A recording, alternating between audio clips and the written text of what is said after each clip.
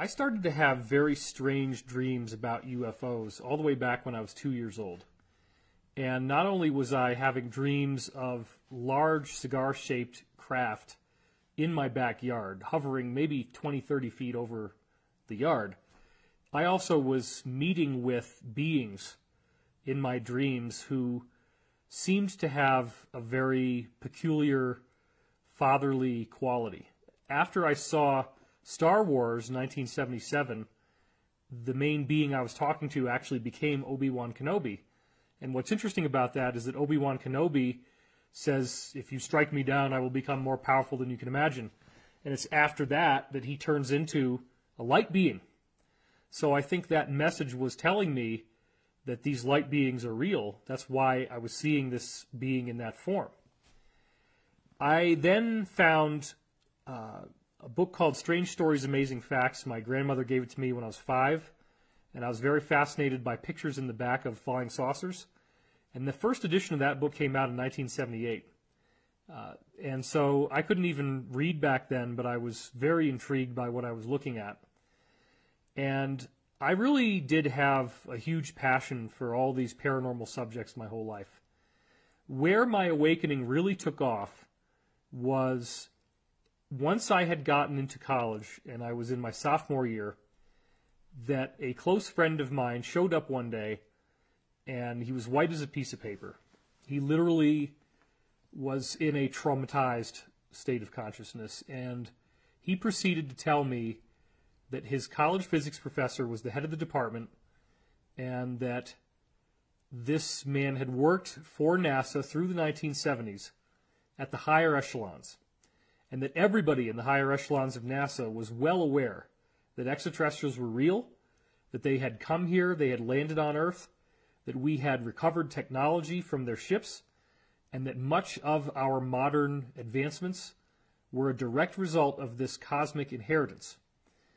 So I was getting so much detail, so much specific information in the year 1993, before there was anything more than some very skeptical, non-conclusive documentaries on television, that I became convinced there was something very tangible to look at here.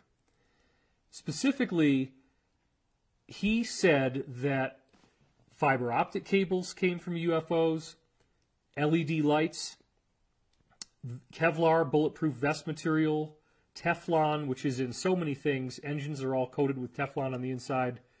It's a non-stick material that works great for oil as well when you're in an engine.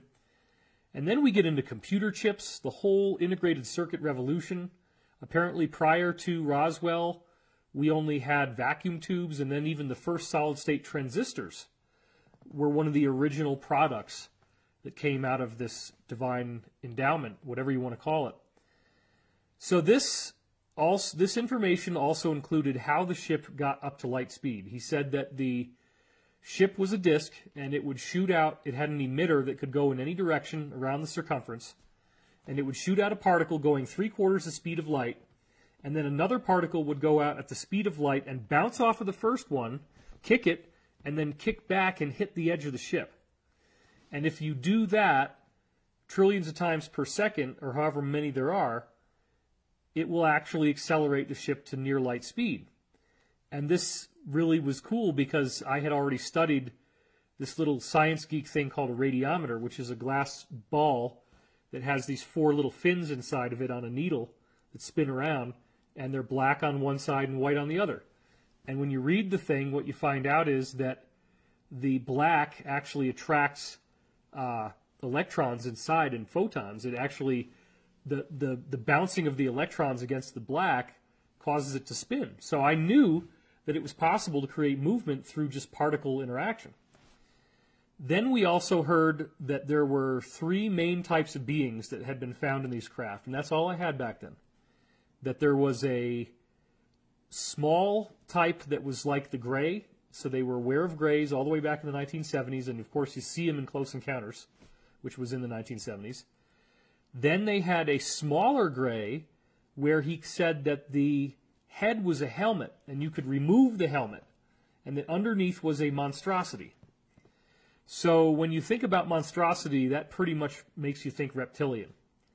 So all the way back then, I was wondering if there was some sort of really frightening looking humanoid.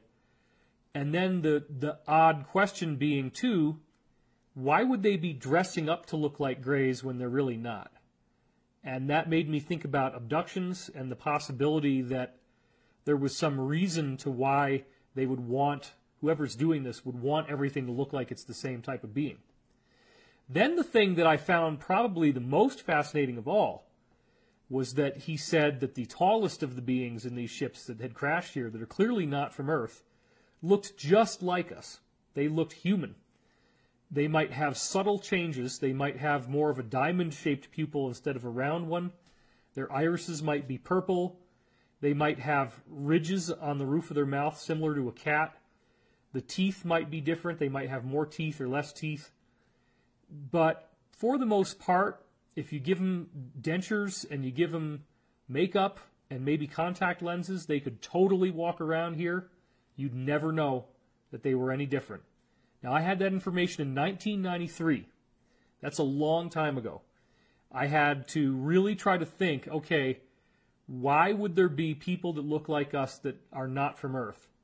Does that mean, for example, that we did not start on Earth, that perhaps we were colonized from other places, and some of those places still exist, but maybe certain groups broke away, came here, and maybe they had a problem. Maybe like the flood of Atlantis, something like that, caused them to lose their civilization. They got trapped here.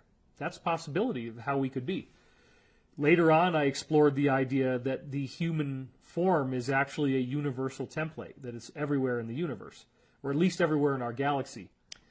So, needless to say, getting a NASA physics professor through my friend telling me directly that UFOs are real, extraterrestrials are real, the whole thing's being covered up and they're laughing at us, and that all of our technology, all the modern technology that we love, computer chips, fiber optics, LEDs, that it's all a celestial endowment.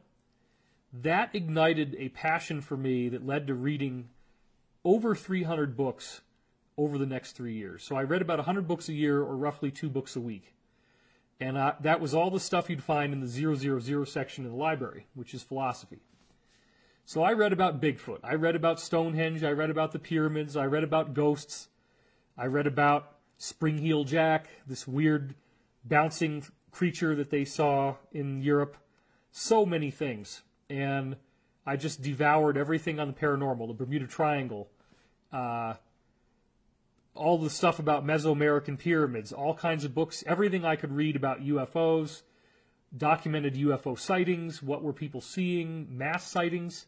I read about Fatima, where you have ultimately 90,000 people seeing this disc-shaped object zipping back and forth in the sky, giving off enough rainbow-colored light that the whole sky was lit up with rainbow light. And then somehow at the end of this experience, everybody's clothes were dry, although it had been raining the whole time, and they were soaked to the skin.